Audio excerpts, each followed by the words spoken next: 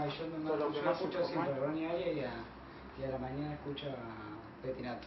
Bueno, yo soy el que hace ¿Qué hace? el show de la noticia. Ah, ¿sí? Claro. ¿Viste cuando estás escuchando un tema que te re gusta?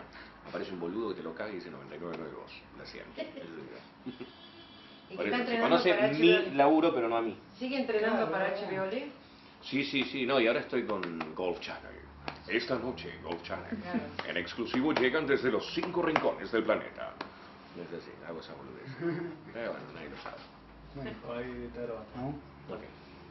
Bueno, claro, a su entender en cuanto a también siguiendo así hablando con todo lo que es el humor británico y estadounidense, cree que muchos de estos programas, los productores, bueno, norteamericanos más que nada de la década del 80, fueron direccionados por algún grupo de poder, o sea, por acá se puede, por acá no, esto quiero mostrar.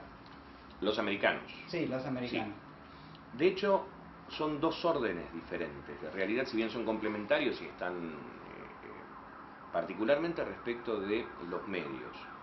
Si uno toma a la BBC y toma cualquiera de las cadenas americanas, ABC, NBC, la que sea, se encuentra con que obviamente hay propuestas de realidad diferentes. Insisto, complementarias porque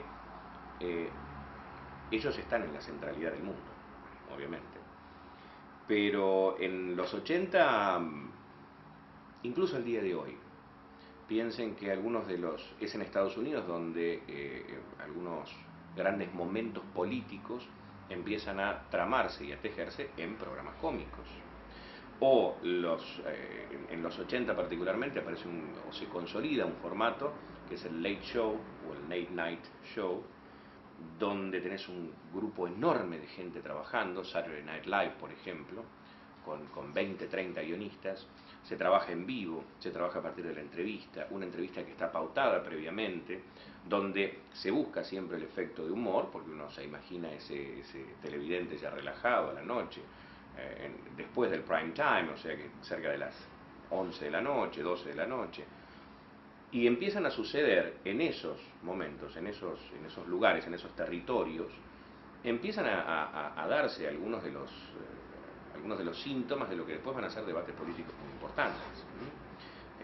Ni hablar en la época sobre todo de Reagan, por ejemplo. Diferente va a ser desde Inglaterra, por varias razones. Es como que los ingleses, y cuando decimos inglés, nosotros tenemos una visión de los ingleses, pero les recomiendo ver, por ejemplo, Ricky Gervais hace en su monólogo, en su espectáculo de stand-up que se llama Out of England, el segundo, el que hace en Estados Unidos, habla de sus guerras preferidas, ¿no? Y por ejemplo dice, no sé, Vietnam, la mejor banda de sonido, sin lugar a dudas. La Segunda Guerra Mundial, el final más espectacular, contentísimo.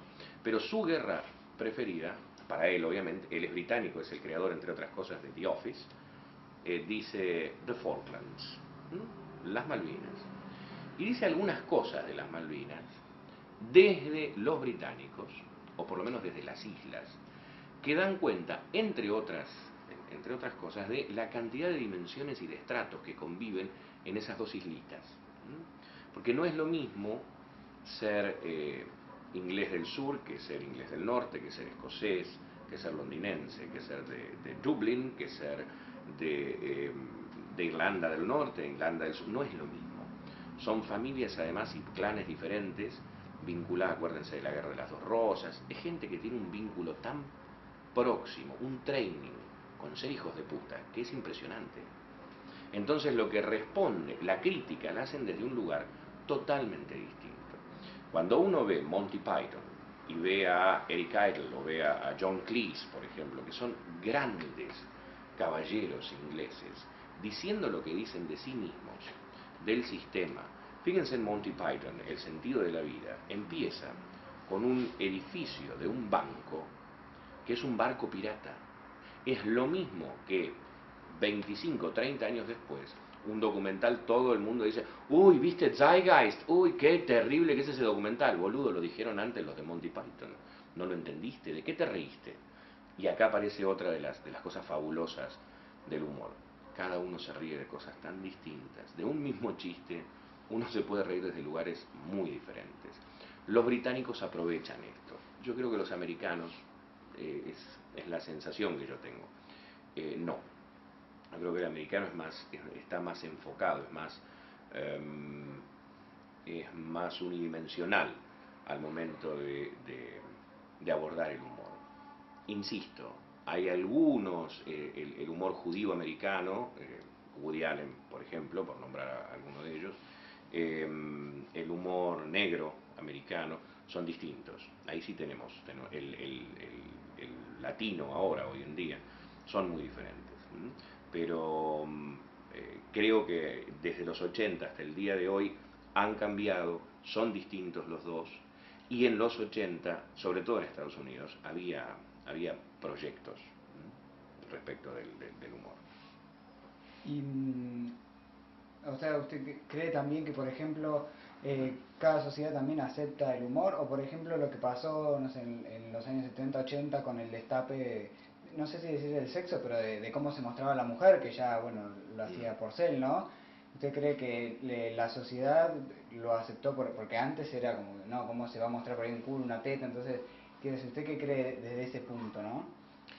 El destape en realidad, como construcción histórica, nace muy vinculado al destape, se empieza a llamar el destape, entre comillas, si pusiéramos con mayúsculas los dos, por lo que sucede en España, después de Franco. A nosotros nos llega, obviamente después de las dictaduras también, el destape. De hecho, había una revista pornográfica que se llamaba Destape. Eran Destape, Shock. Esto está hablando muy mal de mi adolescencia, igual, porque estoy dando un reporte, pero estaba.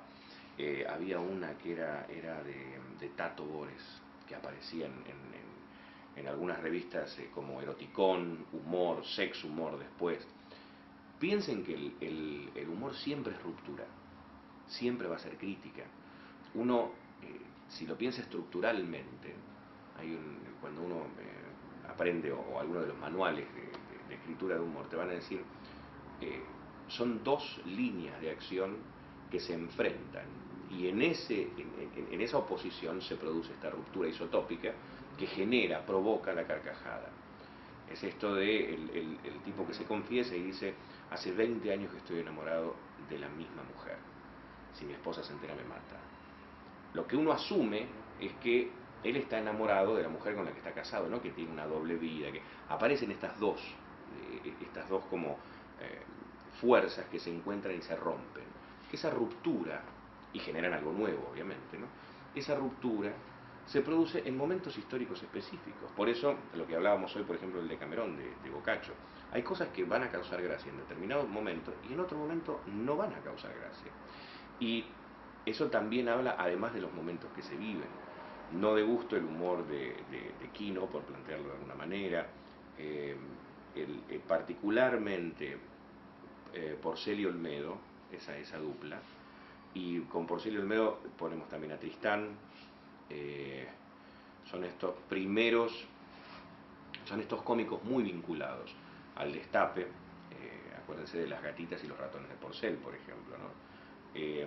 Distinto del humor blanco de los de Telecataplum, Hiperhumor, por ejemplo, muy distinto. Son tratamientos del humor diferentes.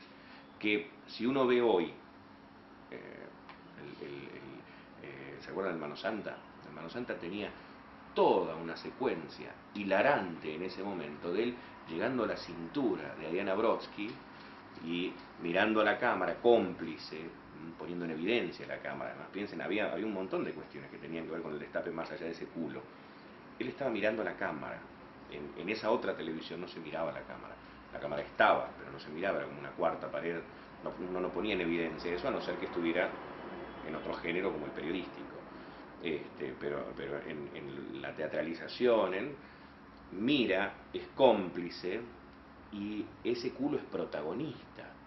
Hoy en día, si alguien quiere hacer lo mismo, no sé si va a causar tanta gracia. Y no, porque es todo culo en la tele, ¿no? Y ahora sí, ahora en realidad no hay, la ruptura isotópica no se produce, no hay ruptura al mostrar un culo. Tampoco piensen piensen esto y nos corremos de lo humorístico. Hay un fotógrafo que estuvo en Argentina hace muy poquito, no me acuerdo el nombre, pero se lo pueden googlear después y me lo ponen acá abajo y queda mejor, porque estoy senil. Pero hay un fotógrafo que se hizo famoso sacando multitudes en bolas, por ejemplo, y estuvo aquí en Buenos Aires hace 1 año, 2 años. ¿Cómo se llama? En el Obelisco sacó. En el Obelisco, Bueno, 1000 personas. ¿No? el Obelisco un poco fálico también, ¿no? Sí. Pero, bueno, ahí está. Bueno, vamos a... El fin de semana. No, no.